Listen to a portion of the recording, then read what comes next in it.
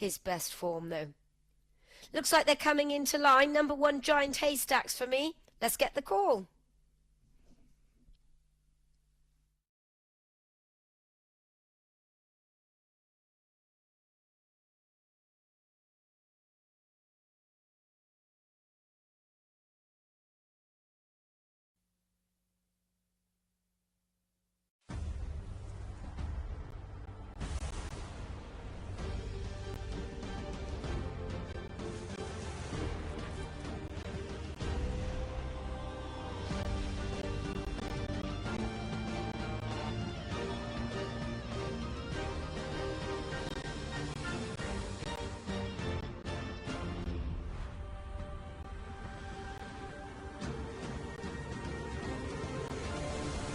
Broadcasting live from the Capital OTB studios, this is Racing Across America with Seth Merrow.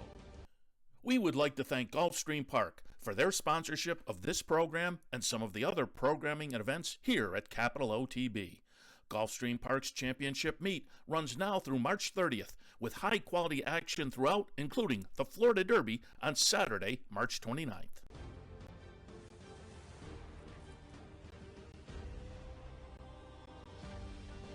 Good morning. Welcome to Racing Across America on this Sunday morning. I am Seth Merrow. Thanks for joining us. A little recap of some of the action from yesterday and some news, notes, and whatnot on this Sunday morning. Let me do a little catch up, though, as far as what's coming up.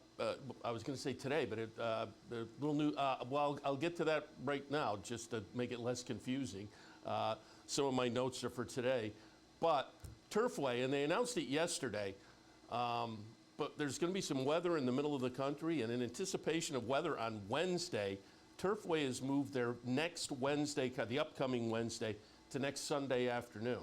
So a week from today, there'll be a little Turfway in the mix in the afternoon. But again, if you're a Turfway player, they've already postponed their Wednesday card to next Sunday. So keep that in mind, as I say, if you do enjoy Turfway. I know some people jump into that. Mandatory Rainbow Six today down at Gulfstream. There's $337,000 in the pool. So I would expect that to jump up significantly. If you like the Rainbow today, mandatory pay down at Gulfstream. If you like the Pick 5, and everybody seems to like a Pick 5 with a carryover, so I would expect this to kick up nicely. The late Pick 5 down at Tampa has a $60,000 carryover today. So Tampa, late Pick 5, $60,000 carryover. And there's a double carryover in the Pick 6 at Aqueduct, $104,000 Pick 6 at Aqueduct today. So a lot of opportunities out there for a little extra fun on a Sunday afternoon. Speaking of Sunday afternoon and fun, we talked Clips Awards yesterday with our friend Tim Wilkin. Went over his ballot, talked a little bit about my ballot, category by category, and we will know who the finalists are in a couple hours. Clips Award finalists will be announced, I think, right around noontime today, and then they have the ceremony on the 23rd. So that will all be kind of sewn up as far as who the finalists are, and then in a couple of weeks we'll know who won the coveted trophies. And as I said yesterday, some of the 3-year-old filly, it's Torpedo Anna, and then some of the categories are just kind of fun because I think they're competitive. A couple of the categories were just head scratchers because nobody really wrestled control of one division or another to make you say that's the one, or those are the 2 or 3 that are going to be interesting. So for those various reasons, it will be kind of fun to see how it plays out today, and then again in a couple of weeks. All right, as I say, little recap of some of the stakes action, and yesterday was kind of step 1 on the Derby Trail. You know, I talk about it a lot. The Triple Crown Trail is kind of racing's equivalent of an actual season, a sports season.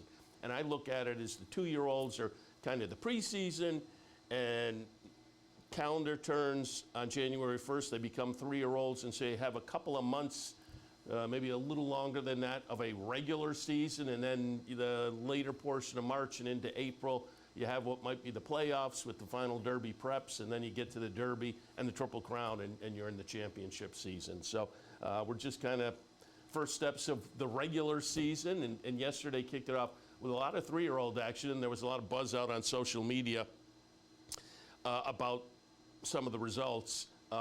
It's early. There were some good-looking performances, and we'll see the one out in California that really had people kind of buzzing. I think a lot of that's just because it's Bob Baffert, and he will return to Louisville this May. Not that the performance wasn't good, but again, it's early, so we'll see. But let's take a look at some of that 3-year-old action. Kicking things off in New York yesterday on the 3-year-old scene, it was the Jerome. There was $150,000 up for grabs as they went the one-turn mile. I liked Omaha, who was just way back early. Omaha is number 4, and I had just given it up. You can see the Chicklet is way back there, and Omaha will close to wind up second in here, but there is no catching Cyclone State. The favorite was Studley Do-Right, the number 7 horse, and you can see that one kind of plodding along on the rail, but will get swallowed up and wind up a disappointing 4th. No disappointment, though, for Cyclone State. Al Gold is Gold Square Racing and Company. Chad Summers, nice performance. Takes them all the way around. Now, the fractions were not blazing. There's some talk of Omaha kind of picked up the pieces of a pace that fell apart. Well, horses that were up near the lead definitely faded. But again, it was 23 and change, 47 and change, 113.2, 126.41, and the mile was 140. But the track was playing maybe slower, so maybe those fractions are a little better than they seem. Maybe it did. My point being, I thought Omaha was kind of impressive, but we'll find out next time how impressive. Did things just fall apart? But Omaha, again, early on, was just so far back. I thought the horse is out of the race. And so to get it for second, I thought was impressive. All of that said, the most impressive was Cyclone State on the front end all the way around. Interesting, Dave Grenig in his follow-up article said that Jerome has produced only 2 Kentucky Derby starters since they moved the race to this place on the calendar back in 2013. So, again, it's early. It'd be interesting to see how it plays out. Al Gold had Cyberknife a couple of years ago, and so I could see them, looking to play on the Triple Crown Trail. I think the post-race interview with Chad Summers kind of indicated that'll be the game plan anyway, just to continue to see what they have and move forward. It was an 84 buyer. Nice number for Cyclone State. This was career start number 7. So, 6 starts as a 2-year-old. That included 2 wins. Took 5 starts to break the maiden. So seemed to be improving. And then it has the look of a light bulb moment. Broke the maiden nicely with an 82 buyer. Followed it up an optional claimer with a nice 74 buyer win, and gets a lifetime best yesterday of 84. Chad Summers said likely to ship to Florida to train down there. Ship down to Florida maybe next week.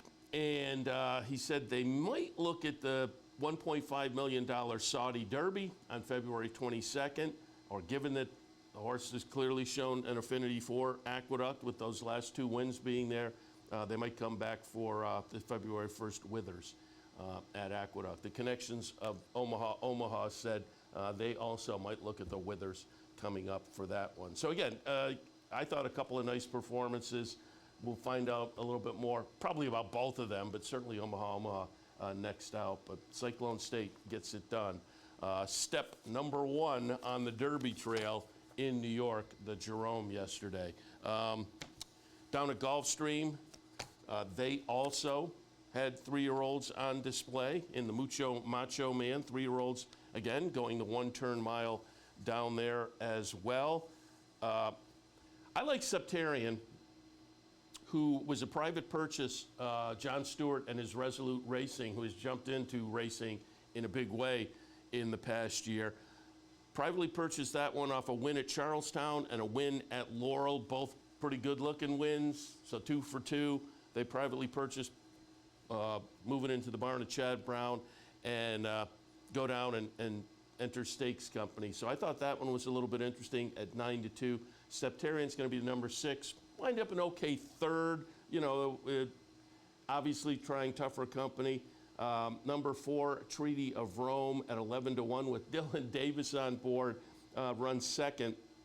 But the winner's going to be the number 1. Going to hold on here by a neck. It's going to be Guns Loaded. Guns Loaded did go off as the 6-5 favorite, excuse me, and was coming off a win last time in a maiden breaker at Churchill for Jose D'Angelo. Pretty good looking performance. It was a 79 buyer, so it wasn't a huge number, but it was a lifetime best for Guns Loaded. Their comments were likely to come back for the Holy Bull on February 2nd. So we will, again, get a little more information on that one. You know, third start, debuted at Saratoga, actually, with a 78 buyer running second. Then comes back at Churchill and gets that win with the 88 buyer. Now goes backwards a little bit in the 3-year-old debut. But it was a nice win. 2 wins and 3 starts and a second place finish by Gunrunner. So we'll see. Luis Saez was on board, as I say, for Jose D'Angelo. So in the Mucho Macho Man, it is Guns Loaded. I don't know. We've looked at 2 of the 3-year-old races so far, and I would think most people probably would be a little higher on what we saw from Cyclone State, had the better buyer. But again, it's early. They're all lightly raced. We'll continue to watch, and as I say, they are looking to come back in the Holy Bull. So sooner rather than later, we'll get another look at Guns Loaded. Also yesterday, the 3-year-old fillies squared off on the grass in the Ginger Brew, a mile on the turf down at Gulfstream. I went with Nitrogen, and if you follow regularly, you know, when we were up at Woodbine for Woodbine Mile weekend, Nitrogen was in the Natalma. I used Nitrogen on top, and late in the round, I would say 16th pole. I'd have to go back and watch the replay again. Certainly by the 8th pole, I thought at 41-1, I'm going to get Nitrogen here. It just faded a little bit late, 3/4 of a length back. Winds up third again at 41-1, and then went out to the Breeders' Cup Juvenile Turf, and I wasn't jumping off at 49-1, ran third. Well, Nitrogen's the number 10 horse here and gets room, and finally gets it done for me, but no 40-1. Yesterday went off as the 9-5 favorite. Nitrogen pays $5.60. Jose Ortiz, who I assume came to town to ride specifically Nitrogen. He had been on Nitrogen. No, excuse me, he hadn't been on Nitrogen because they'd been up at Canada for the Natalma, but he was on Nitrogen for that Breeders' Cup Juvenile Filly Turf 3rd place finish. So he had ridden the horse before that Delmar start. So again, I assume he was in town to ride this one. He had a few other mounts on the card as well. But again, $5.60. Love Cervera runs second, and Savada runs third in there. But as I say, I finally get Nitrogen across the finish line first, but the price wasn't quite as attractive as those 2 near misses prior. 82 buyer, solid number. It was a lifetime best buyer for Nitrogen, so she continues to progress for Mark Cassie. And again, she came into the race as a maiden because that Natalma, she was coming off a near miss in a maiden special up at Canada, then the Natalma, then the Breeders' Cup Juvenile Filly Turf. So this was the maiden breaker yesterday in the Ginger Brew. Love Cervera, who again finished a close-up second. 7-1, that one had some trouble. So if you like that horse, and I had that one underneath in the mix, and the third place finisher, Cervera, I also used a little bit. But Love Cervera, again, going into the first turn, had some trouble. So that one may be worth paying attention to on a trip note going forward. But certainly Nitrogen has now established herself. Established herself as a player on the 3-year-old filly turf scene. But again, the two performances and the fact that she attracted that much betting attention yesterday indicates she'd already kind of established herself, even though she hadn't had a win on the resume, already attracting some attention off the two nice performances at the end of the 2-year-old season. So Nitrogen does get it done, as they say, Jose Ortiz on board. I mentioned in the previous race the Mucho Macho Man, Treaty of Rome, was ridden by Dylan Davis. Brings that one in underneath in the exact at 11-1 in the Mucho Macho Man. Dylan Davis yesterday, it was his first official day, I guess we could call it, down at Gulfstream for the championship meet. He was down there riding a couple of weeks ago, but then went back to New York to finish out the New York season where he was the top rider for the year. Excuse me. So yesterday was his first official day down in Florida. He won his first 2 races. And if you were watching yesterday afternoon, I said, shades of Saratoga, because the first winner, I think, paid $13 and change, and the second winner paid $19. So his first 2 mounts down there, officially he's spending the winter down there. He gets 2 wins and a couple of double-digit wins. And as I say, that was kind of his MO up at Saratoga this year. He wasn't just winning and getting it done at a nice percentage. He was offering up an ROI for bettors that was very, very attractive. All right, let's head down to Oaklawn. A couple of nice stakes down there. Yesterday, we had Matt Dinnerman on the show, and he talked a little bit about these 2 races. The Mockingbird was for the 3-year-old fillies going 6. Matt liked GW's Girl. Said that one offered up maybe a little bit of an opportunity in there.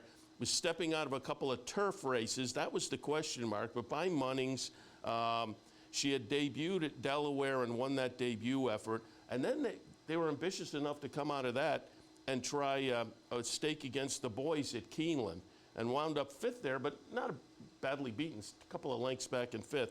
So GW's Girl by Munnings comes down to Oaklawn and tries the dirt yesterday.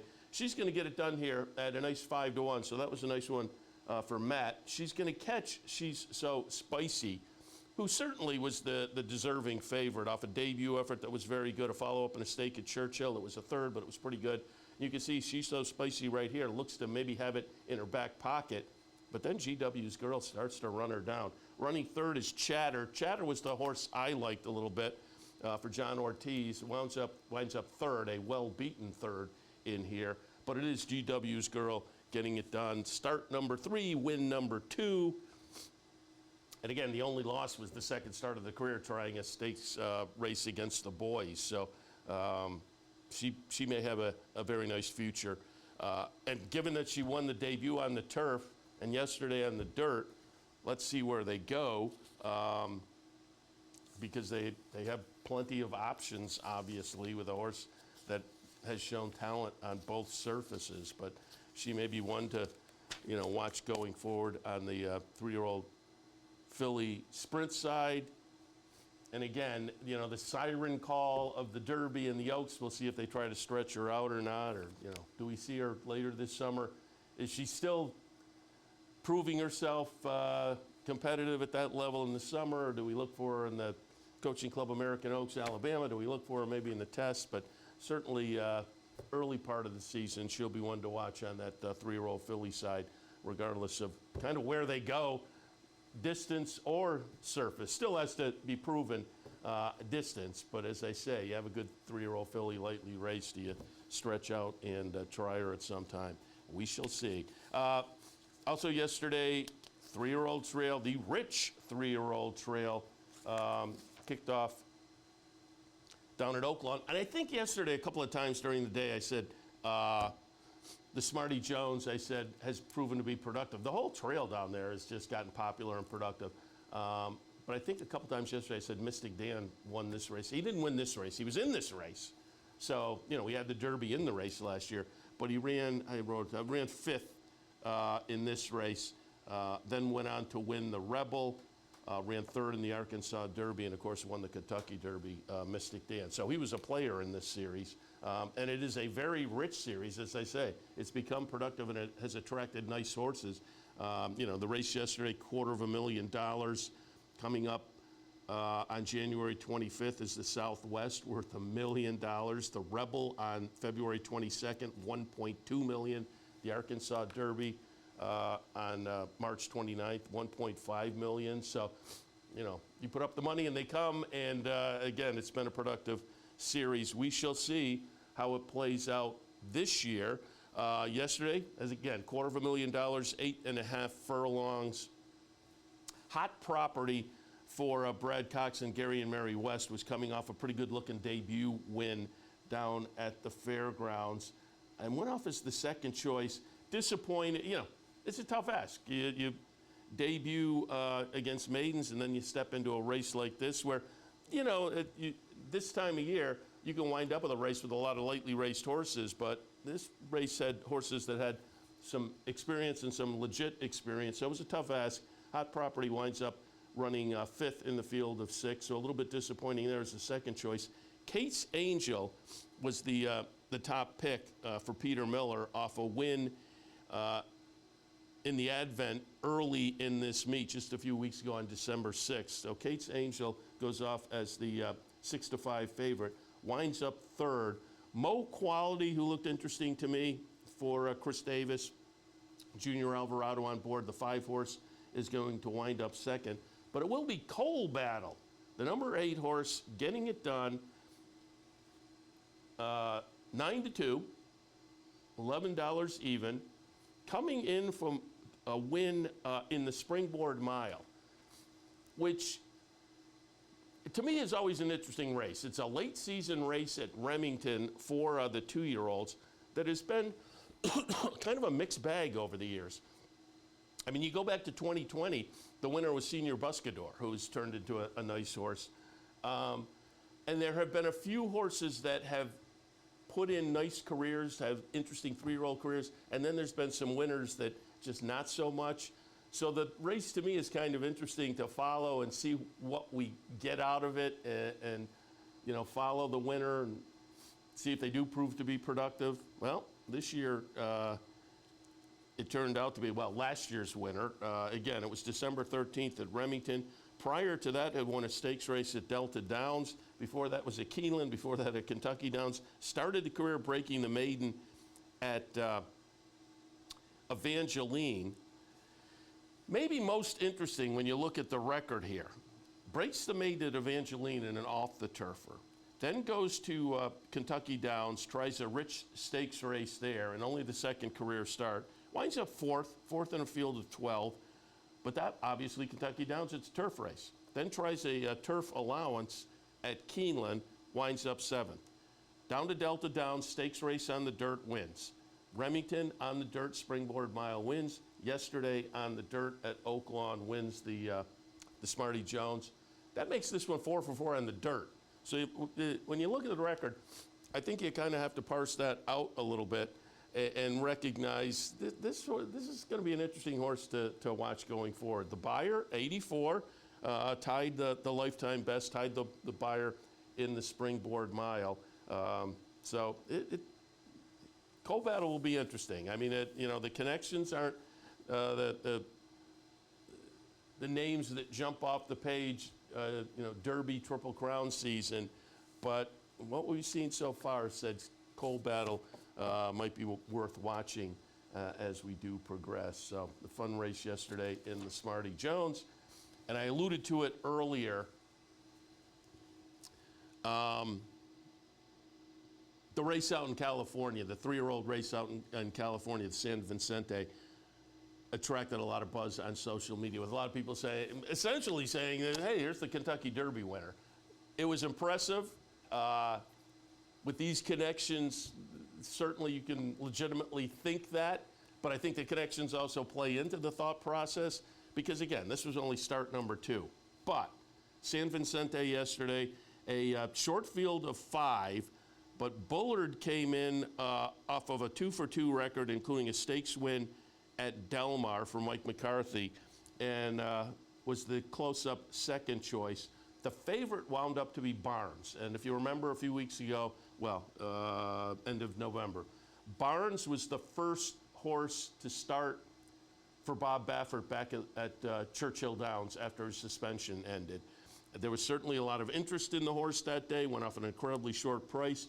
This horse had cost over $3 million right up here at Saratoga, so we have this one maybe to stick in our back pocket as, rooting for being a yearling purchase just up the Northway. But Barnes went into the Bob Baffert barn, and the name is a tribute to his longtime assistant, Jimmy Barnes. So you knew the money, the connections, naming it after the assistant, you knew they had high hopes. Winds up, gutted out a nice victory in the debut at Churchill, and comes back in a salty little, Bullard is a good horse, salty little stakes race yesterday. And we shall see what was visually certainly an impressive performance by Barnes. Barnes is going to be the number 2 horse at even money as the favorite, and just kind of pulls away. Post-race article I read said jockey Juan Hernandez told Bob Baffert that still seemed maybe a little green. Understandable, it's only start number 2, but if you're performing like this and you're still a little green, watch out, because it was clearly an impressive performance. The chart margin winds up to be 5.5. The buyer, 94, which very solid. That improves from an 87 in the career debut. That was Baffert's, this is incredible, the San Vicente yesterday, his 14th win in this race. And he's had a 1-2 finish in 4 of the last 5, and that includes yesterday. Again, Bullard was the close-up second choice, but wound up 3rd. Running second was Romanesque, and another Bob Baffert horse. So you got $4 for the win, and for the Baffert Exacta, you wound up with a little over $14. So again, of the 3-year-olds yesterday, I would say Barnes was the one that is taking the buzz and the most attention. But again, it is very early in the 3-year-old season, so we'll see how it all shakes out. But it was clearly a fun beginning to the 3-year-old season. Step number 1 on January 4th gave us some talking points and whatnot. I'm going to take a quick break. When we come back, I have a race from a couple days ago that's maybe a 3-year-old to watch. And then we didn't get a chance last weekend to show, but the day after Christmas, there was some nice stakes action out at Santa Anita. And some of those races will, I think, play into potentially the Eclipse Awards. So I wanted to take a look at a couple of those and give you a chance to see, again, that day after Christmas card, which is so potent at Santa Anita. And included the Malibu. I wanted to show that as well. So again, we'll take a break. We'll come back. We'll watch a little more stakes action. Or, as I say, there's a race from a couple of days ago that may be a 3-year-old to watch. We'll have that as well. All of that right after this. Stay tuned.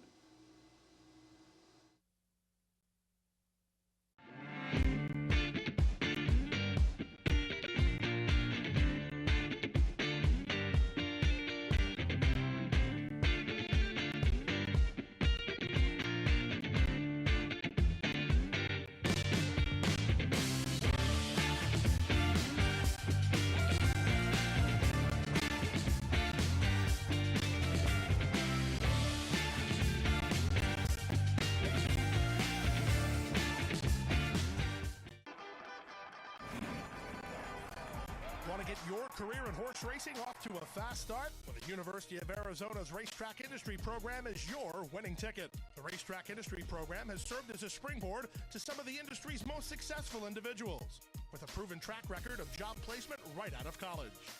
If you want to earn a degree in the exciting horse racing industry, the Racetrack Industry Program can put you in the winner's circle.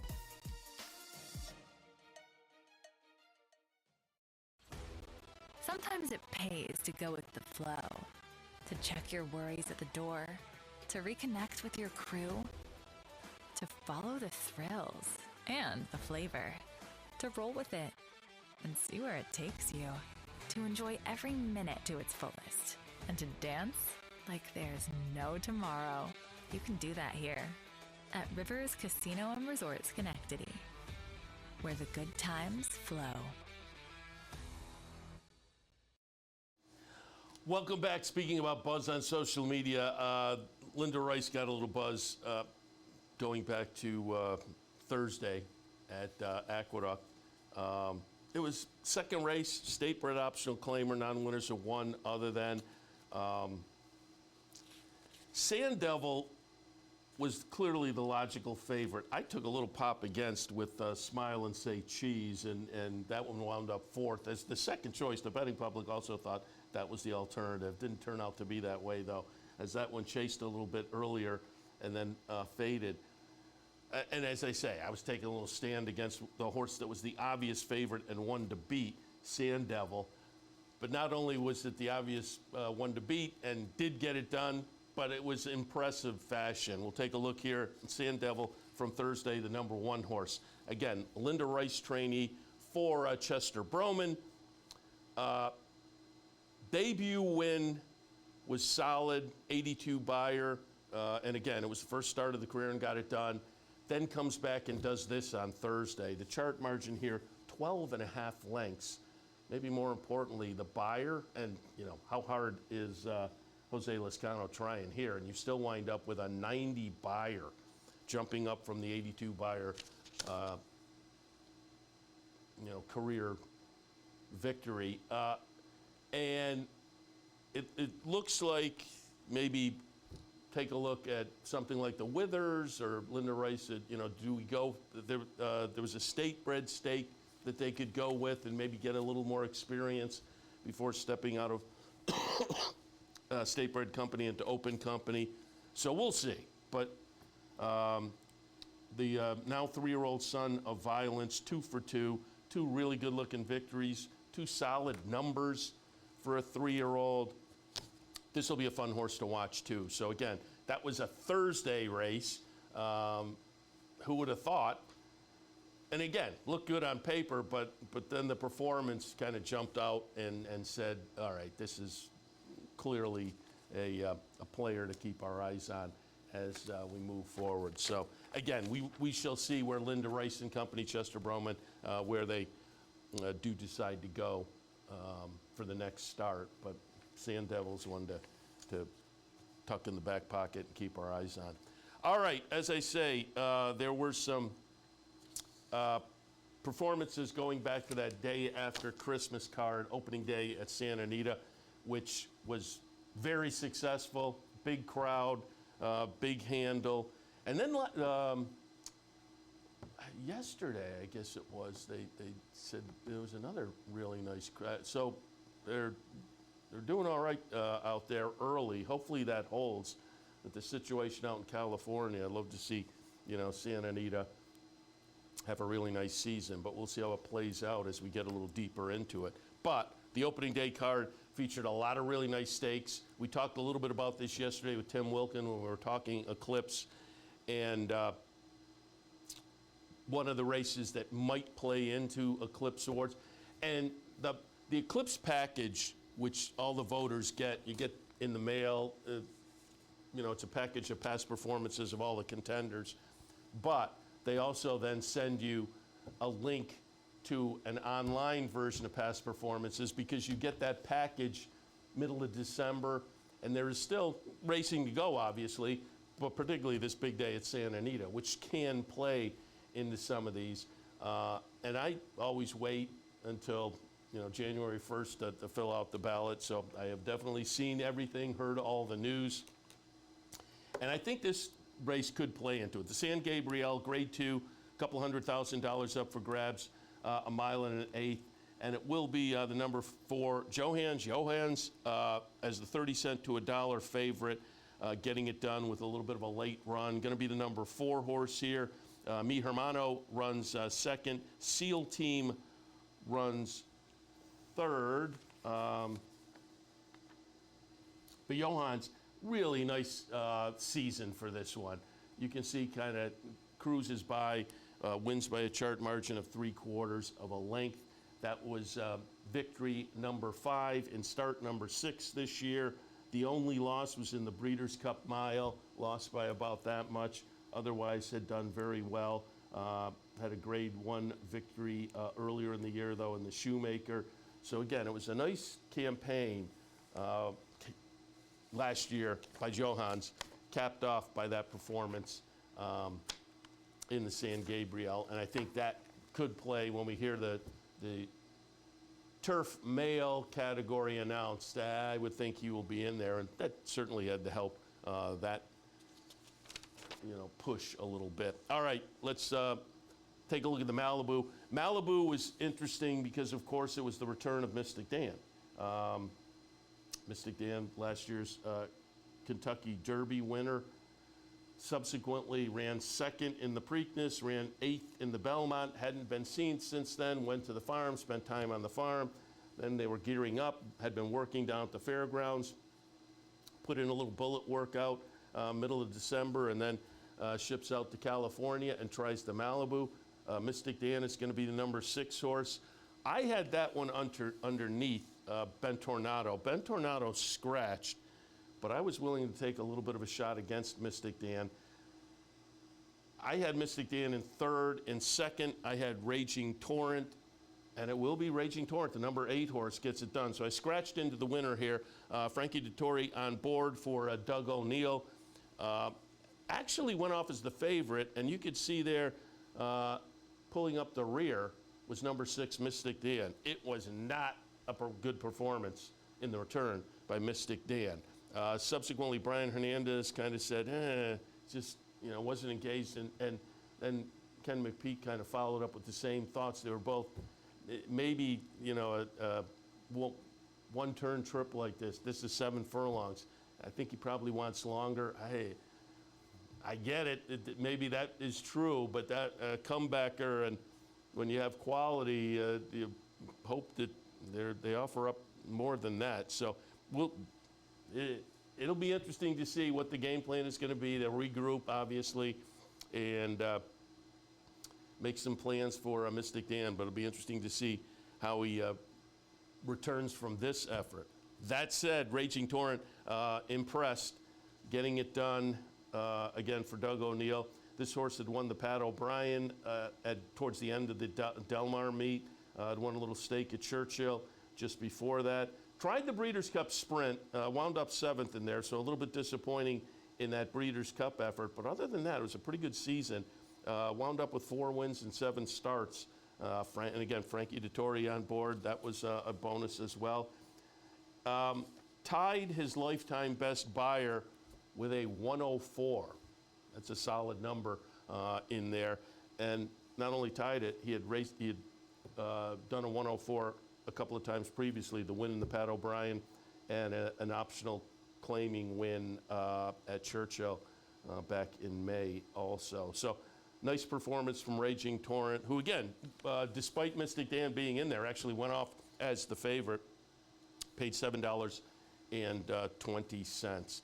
And I wanted to look at one more here from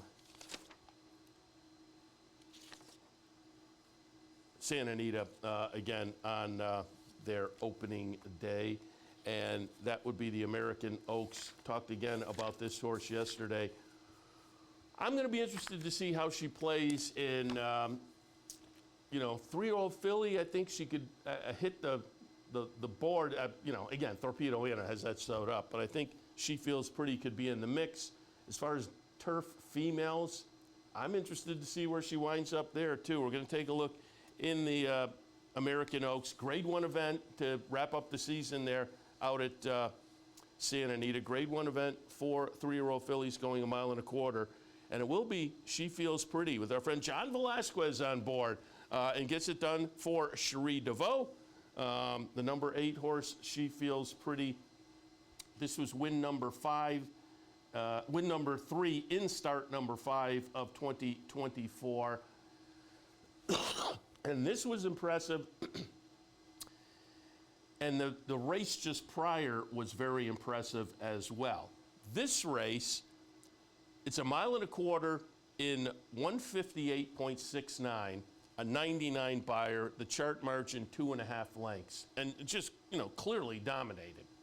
The race prior, she had won the QE2 down at Keeneland with a 100 buyer, mile and an eighth in 146. So she had a good season overall. One of the blemishes on the record, though, was a near miss up at Saratoga. She was in the Lake Placid, went off as a 75-cent to $1 favorite, and finished second to Grayosh in that one.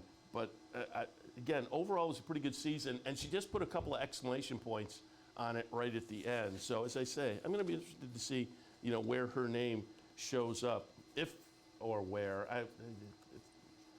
I looked at some of the ballots, and I was kind of surprised that she was missing in the turf category. So, and some people had her on top. Some people weren't using her at all. So again, when they announce things a little bit later today, it will be interesting to see how she shakes out exactly. But again, there were other stakes on that card as well that were fun opening day at Santa Anita. But those were 3 that kind of stood out. Those two turf races, I think, could play into Eclipse finalists anyway. And I wanted to show the Malibu just because he's Mystic Dan. It'll be intriguing to see how he bounces out of that and where they choose to go. All right, I'm going to take one more break. When we come back, there are some news and notes from the last portion of the year into the new year. We'll hit on some of that as we kind of head into the home stretch here on Racing Across America this first Sunday of 2025. Seth Merrow in the studio. As always, appreciate your tuning in. We'll take a quick break. The graphic there looks like I'm wearing an earring. Yeah. I just noticed that. But I'm not. Take my word for it. But we'll be back in just a minute with, as I say, some news and notes. Stay tuned.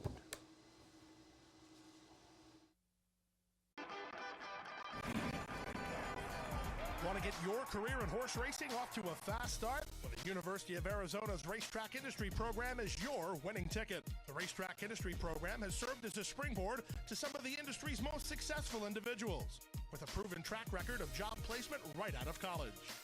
If you want to earn a degree in the exciting horse racing industry, the Racetrack Industry Program can put you in the winner's circle.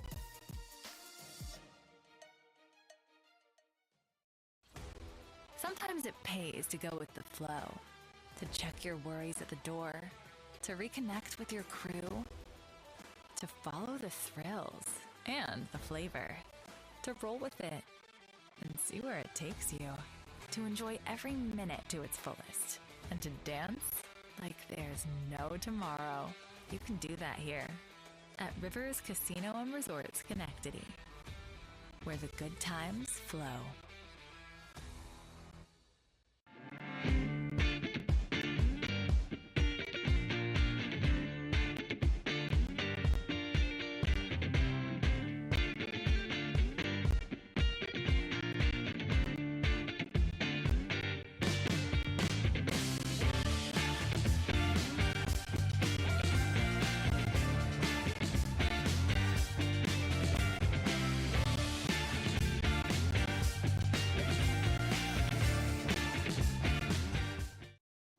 Welcome back to Racing Across America. Again, some news and notes looking at the news that's come out over the past, week or so, and some of that has to do with year-end things.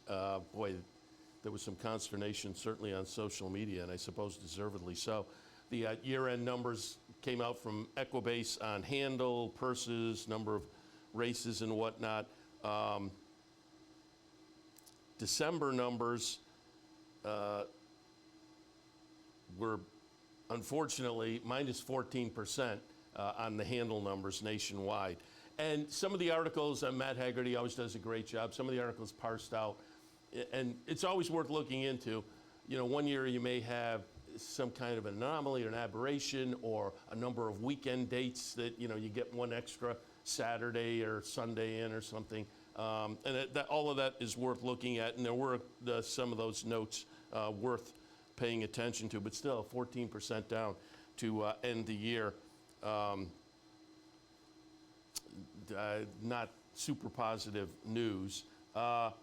First half of the year, they parsed it out. First half of this year, 2024 versus 2023, handle was down 2% in the first half of the year. Second half of the year, handle down 4.77%.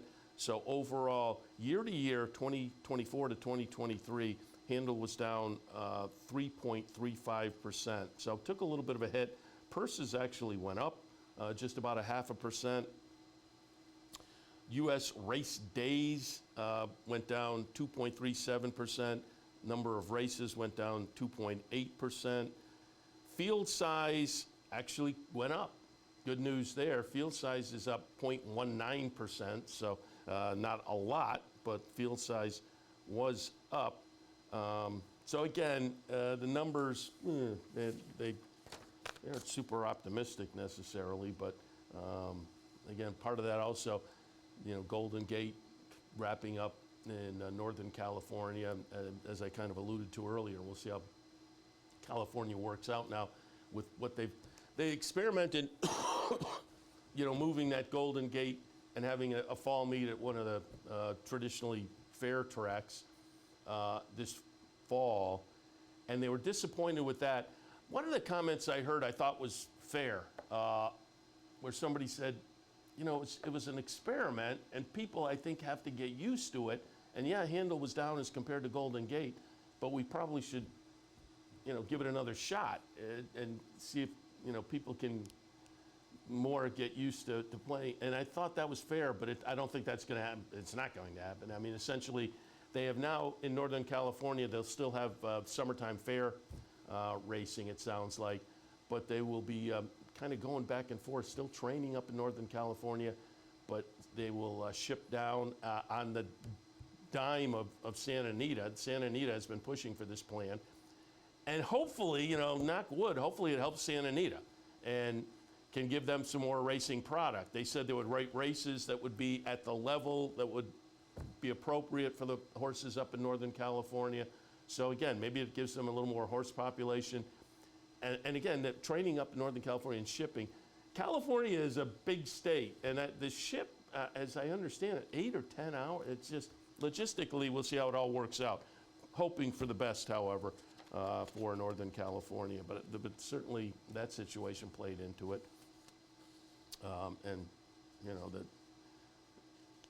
we'll see if it turns around with the plan for Southern California to play in to pick up some of that action. Again, the Eclipse finalists will be announced a little bit later today, noon today. They will come out with that. The annual NTRA Moment of the Year is up for grabs. Torpedo Anna features in 3 of the Moments of the Year.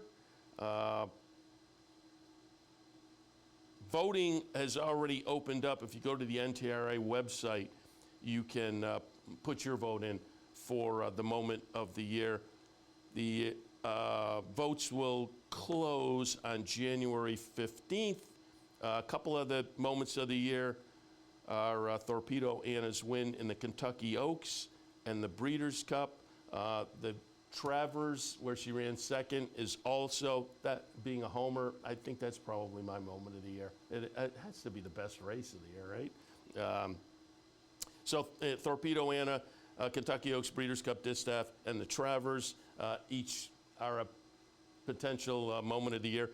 Others, jockey Frankie Dettori winning 6 straight races on the Santa Anita Derby Day card. That is pretty impressive.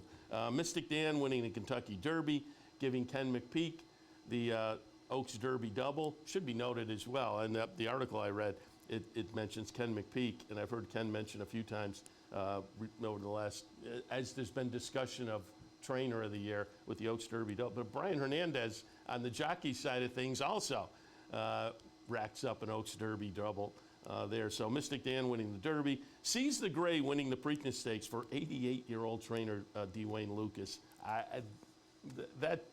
That's pretty good in the mix. Dornock winning the Belmont Stakes at Saratoga, so more Saratoga action involved in the NTRA Moment of the Year. Emma Jane Wilson becoming the all-time leading purse earner among female jockeys. That's a nice note as well. Sierra Leone winning the Breeders' Cup Classic, impressive. And jockey Flavien Prat breaking the single-year record for graded wins with 56. So there are good moments there for sure. And again, you can vote. Go over to the NTRA website. You have until January 15th to cast your vote for the NTRA Moment of the Year. I mentioned this earlier. I will re-mention here because I have the press release in front of me. Turfway Park has moved its Wednesday card. This coming Wednesday, they have moved it to Sunday, January 12th with a 1 p.m. post. So again, if you're a Turfway player, this Wednesday, they will postpone, anticipating weather, and they will run that card a week from today with an afternoon card. They're expecting a winter storm and wind chills in the single digits, so they will, again, postpone until next weekend. Dylan Davis, I mentioned this earlier, the leading rider on the NYRA circuit for 2024, and congratulations to him on what was just a really great season. I mean, he started to kind of make noise. Had a great season before that, but made a lot of noise up at Saratoga, as I mentioned earlier, not just winning, but winning at with prices, and so everybody was kind of buzzing about that. But he has had 209 wins across the circuit's 6 race meets. That puts him on top. It was his second year-end title, adding to a 2022 leaderboard. He's represented by agent Mike Migliori. He also this year had a couple of meet titles, the Aqueduct Winter Meet and the Belmont at the Big A Fall Meet. 23 stakes wins, 10 were graded events, and led by the Saratoga Derby win with Carson's Run. Nice grade 1 event for our friends at West Point, but Dylan was on board that one, so a nice grade 1 win. It was interesting to read. You know, this was the kind of recap article that NYRA put out. And Dylan Davis said this year in the jockey's room, he was stationed next to Flavien Prat. And he's quoted as saying, "I've always watched Flavien, but now that I'm on the same bench as him, I was able to communicate with him a lot more and see how he handles things and presents himself. He's in the running for the Eclipse, and being able to be next to a rider like him, I learned a lot about how he rides races," saying they really communicated and they would, talk back and forth. So again, that was intriguing. On the trainer side of things, 4-time Eclipse Award winning trainer Chad Brown, local product, secures his 9th year-end training title with 146 wins. He captured 3 individual meet titles this year, the Big A Spring Meet, the Saratoga Meet, and his 13th consecutive Belmont at the Big A Fall Meet. So again, congratulations to Dylan Davis and Chad Brown for leading the pack year-long in New York. At the various meets, picking up some meet titles on their own, but again, having a great January 1st to December 31st, 2024. All right, I'm going to wrap things up for Racing Across America for Sunday morning. We'll be back in a little over an hour or so for racing on this Sunday afternoon. I'll take a look at a little Aqueduct and some Gulfstream today, but we will have more action on board as well, as we typically do. Looking forward to it. Looking forward to your tuning in and hoping a little bit better. Last couple of weeks, I felt like I've been clicking okay, giving out some decent thoughts. And yesterday, I was kind of treading water a little bit. Really, both tracks until the last race Aqueduct and hit nitrogen down at Gulfstream. Neither one of them paying a whole lot, but at least bailed me out a little bit. Otherwise, there were some interesting plays in there if they played the picks a little bit, but on the front end, as they say, it felt like I was treading water a little bit yesterday. So we will try to right the ship today. Tune in, see how that works out. Happy you tuned in this morning. I will remind you once again, I'll go through the info for today. Mandatory Rainbow Six down at Gulfstream. They have $337,000 in the pool. So jump in. They will kick that up significantly. Mandatory Rainbow Six at Gulfstream today. Late pick 5 carryover at Tampa. They will put plenty in that too because people love these pick 5s with the carryovers. $60,000 in the carryover pool. Late pick 5 at Tampa today. And at Aqueduct, there's a 2-day pick 6 carryover of $104,000. So lots of opportunities this afternoon to have some extra fun. All right, Seth Merrow wrapping it up for Racing Across America on this Sunday morning. Again, thanks for tuning in. Really appreciate it. Back in about an hour and a half or so with OTB Live for a Sunday afternoon. We'll see you then. We would like to thank Gulfstream Park for their sponsorship of this program and some of the other programming and events here at Capital OTB. Gulfstream Park's championship meet runs now through March 30th with high-quality action throughout, including the Florida Derby on Saturday, March 29th. You're watching OTB TV, a service of Capital Off-Track Betting.